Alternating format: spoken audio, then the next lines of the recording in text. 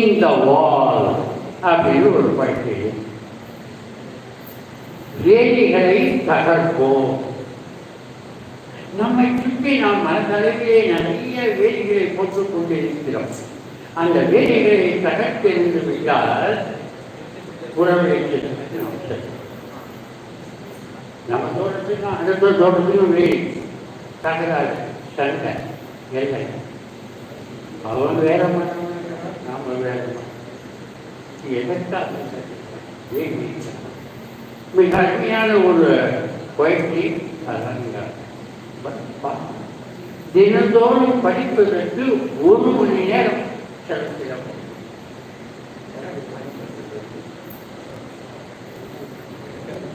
இன்னும் கற்றுக்கொண்டே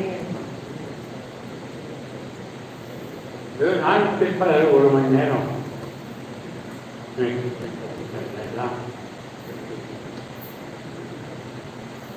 ஆதிசேஷனரை பற்றி அருமையான புத்தகம். டாக்டர் பிரேமானந்தகுமார் சிறந்த தமிழாசிரியர்.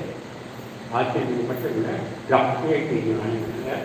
பாரதியாருடைய கவிதைகளெல்லாம் ஆய்வு செய்து டாக்டரேட் பண்ணுவாங்க. செய்யாமல் இருக்க முடியாது. அவருடைய புத்தகம் ஆதிசங்கர ராமானுஜர் மாதிரி. ஆதிசங்கர ராமானுஜர் ஆயிடுச்சு. அது என்னன்னு கேட்காது. அவ்வளோ நினைவாக அதை பற்றி பேசும் நிகழ்வு.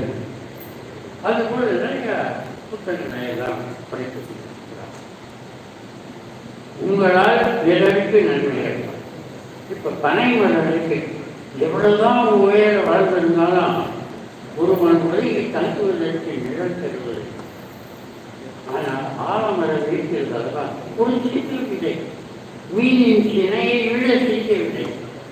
அது ஒரு விருத்தமாக இருக்கிறது. அதன் கீழ் ஒரு அரசனுடைய வழிபாடுகளை கொடுத்தார்.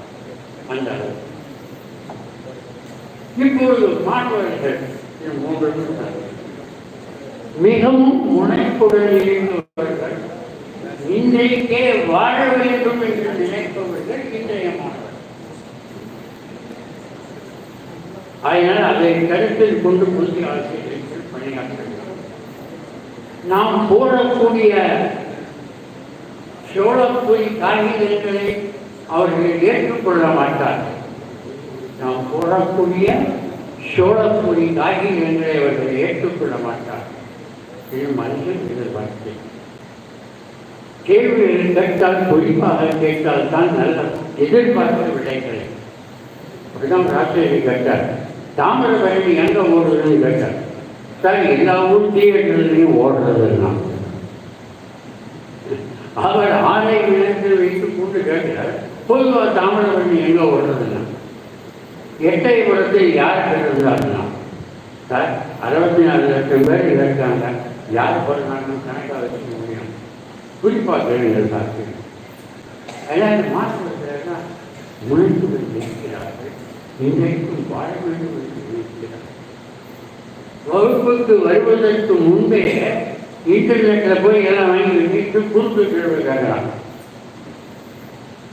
உங்களுக்கு தெரியலன்னா நாளைக்கு பார்த்து வந்து சொல்லுங்கள் என்று சொல்லுங்கள். கோபப்படாது. ஆகவே be calm and be patient.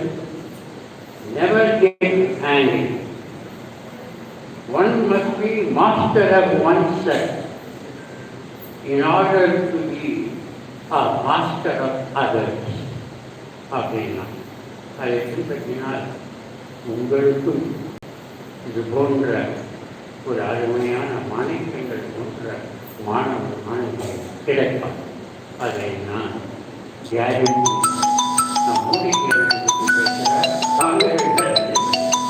அதுபோல்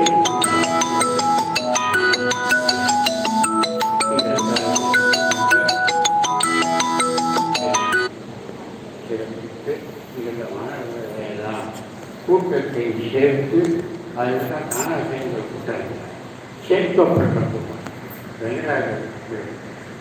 நன்றி தெரிவிக்கின்ற அவர் ரோட்டரி மெம்பராக இருந்து இன்னும் பல